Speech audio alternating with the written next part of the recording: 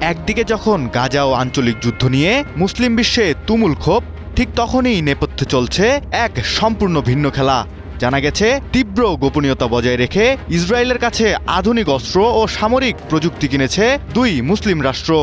এই গোপন অস্ত্র চুক্তির খবর ফাঁস হতেই বিশ্বজুড়ে তোলপাড় শুরু হয়েছে। কোন সে দুটি মুসলিম রাষ্ট্র? মুসলিম বিশ্বে সবচেয়ে ঘৃণিত দেশ ইসরায়েল। তারা নিজেদের অস্ত্র দিয়ে ফিলিস্তিনির শিশুদের পাখির মতো গুলি করে মেরে ফেলছে। তাছাড়া মধ্যপ্রাচ্যের অশান্তির কুণ্ডলী পাকিয়েই রেখেছে এই যুদ্ধবাজ দেশটি। এবার নাকি সেই দেশ থেকেই প্রতিরক্ষা সরঞ্জাম কিনেছে দুই মুসলিম রাষ্ট্র সৌদি কাতার। আনুষ্ঠানিক কূটনৈতিক সম্পর্ক না থাকলেও ইসরায়েলি সামরিক প্রযুক্তি দেদারসে ব্যবহার করছে তারা, এমনই এক তথ্য উঠে এসেছে ইসরায়েলের সংবাদ মাধ্যম হারেজ-এ। ইসরায়েলের সাথে দুদেশের কোনো সম্পর্ক না থাকলেও এসব গোপন সামরিক অস্ত্র বাণিজ্যের খবর আন্তর্জাতিক মহল ও মুসলিম দেশগুলোতে বেশ চাঞ্চল্যের সৃষ্টি হয়েছে।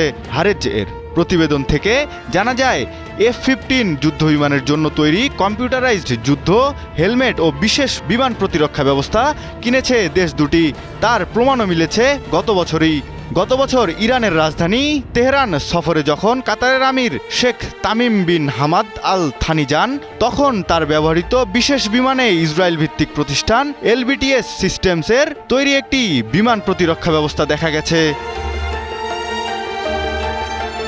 ইসরায়েলি সংবাদ মাধ্যমের তথ্য অনুযায়ী কাতারের রাজ পরিবারের 11টি বিমানের মধ্যে 3টি ইসরায়েলি প্রতিষ্ঠান এলবিনের তৈরি বিশেষ সি মিউজিক বিমান প্রতিরক্ষা ব্যবস্থা বসানো হয়েছে।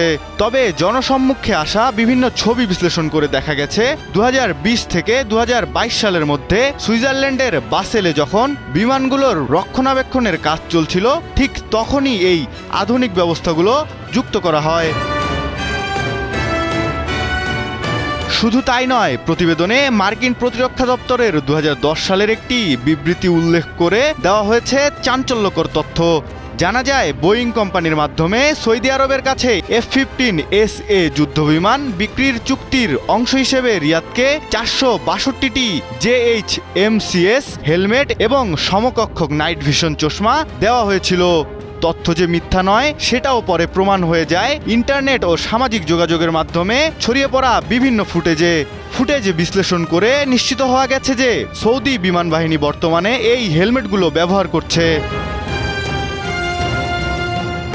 এদিকে কাতারের সঙ্গে ইসরায়েলের আনুষ্ঠানিক কোনো সম্পর্ক না থাকলেও দেশটির সঙ্গে ইসরায়েলের প্রধানমন্ত্রী বেনিয়ামিন নেতানিয়াহুর ঘনিষ্ঠ বৃত্তির কিছু সদস্যের গোপন সংযোগের অভিযোগ রয়েছে, যা বর্তমানে কাতার গেট কেলেঙ্কারি নামে পরিচিত।